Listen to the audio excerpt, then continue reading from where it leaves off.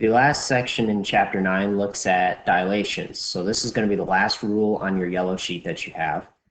I'm not really going to try and draw a dilation. Mine would look really, really bad right now. So I'll get you an idea as to what a dilation looks like.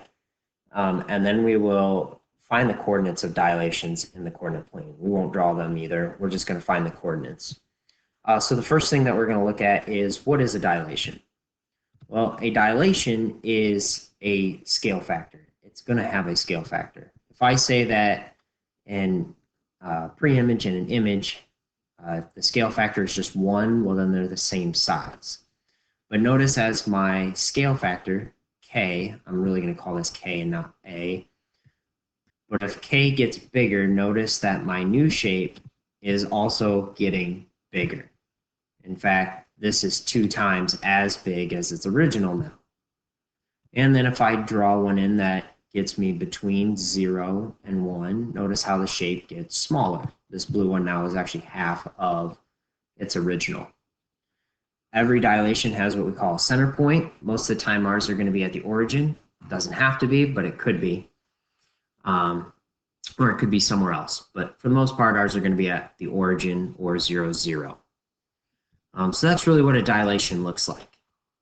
First thing that we're going to do is, I showed you a drawing, is one that looks like this. So there's actually 3 things that you need to solve for when you do this.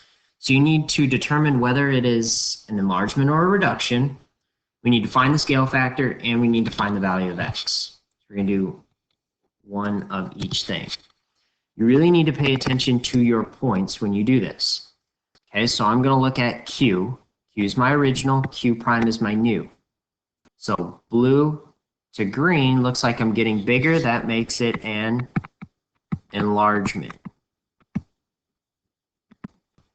I'm going to find the value of x next, because that should be fairly easy.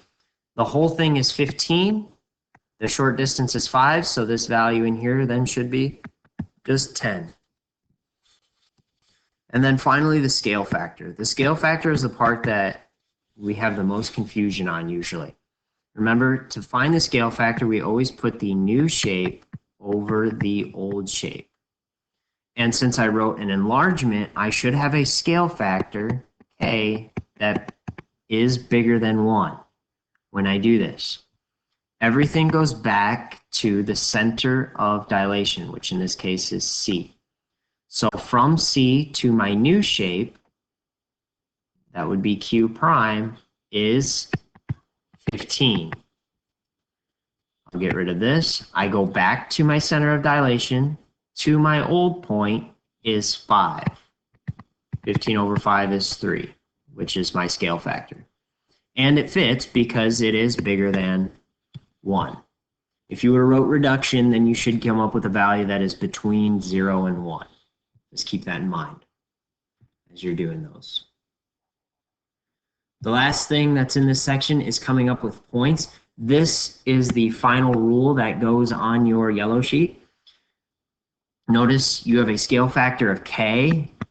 We just take our scale factor times each value as to whatever it is. And you can see that over here. P is my original point. P prime is my new point with a scale factor of 2. 2 times 2 is 4, and 3 times 2 is 6. So you're just going to multiply them. So let's do 1 just to make sure that we're okay. Let's look at 3a, because who doesn't like a fraction? So I want Q prime, R prime, and S prime.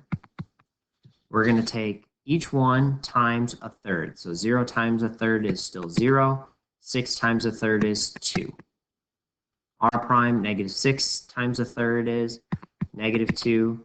Negative 3 times a third is negative 1. And then finally, 6 times a third is 2. And negative 3 times a third is negative 1. And there are your new points. Again, I'm not asking you to graph it. I'm just asking you to come up with your new values, your new points, given a scale factor.